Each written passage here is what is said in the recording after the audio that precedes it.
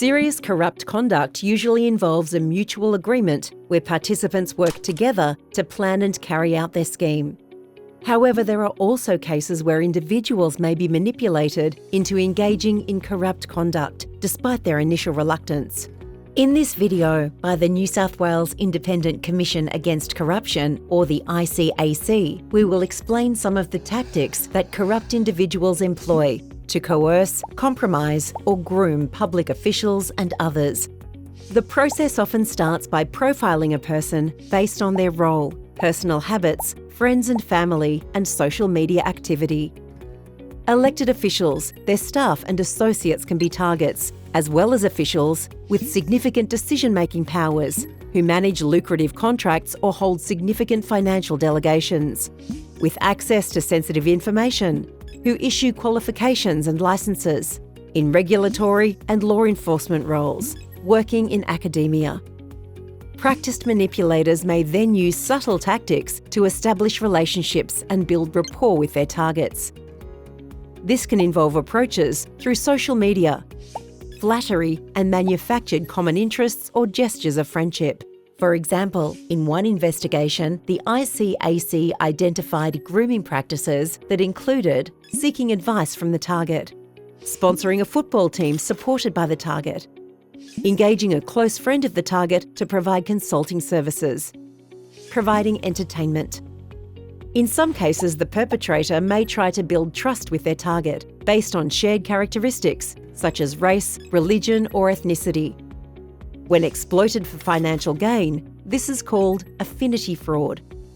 Accepting gifts and hospitality is risky because in addition to creating a sense of obligation, the giver may gain leverage over a recipient who has knowingly breached their gifts policy. A person seeking to groom a public official might start out with a small test to gauge whether they are the type of person who is prepared to bend rules. This could entail offering gifts or hospitality, or an exchange of information or favours. The test might also determine whether an official is indiscreet or has a lax approach to compliance. Certain personal habits and circumstances, such as gambling, alcohol and drug addiction, adultery, or financial stress, can also make public officials susceptible to coercion. Information about an individual's conduct, ranging from embarrassing moments to acts of criminality, can become points of leverage. On occasion, this leads to threats of blackmail and extortion. A number of ICAC investigations have identified evidence of corrupt actors making recordings of others engaging in improper conduct. These recordings can then be used to coerce the targets to participate in corrupt schemes. Not every interaction involves manipulation or grooming. However, there are some red flags to keep in mind, such as gifts that correspond with the recipient's individual desires, acts of excessive flattery or personal favours, attempts to exert influence through family and friends, favourable treatment based on nationality, ethnicity or religion.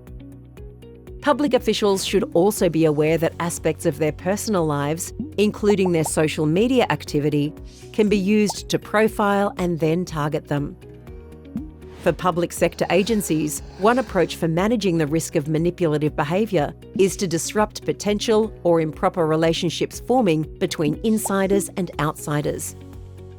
This includes, but is not limited to, rotating staff across different responsibilities and tasks, requiring staff to take periods of leave, removing officials' ability to self-select their own cases or projects, assigning staff in high-risk areas to work in pairs or small teams, rather than individually. Combating corruption is an ongoing effort and requires everyone's participation.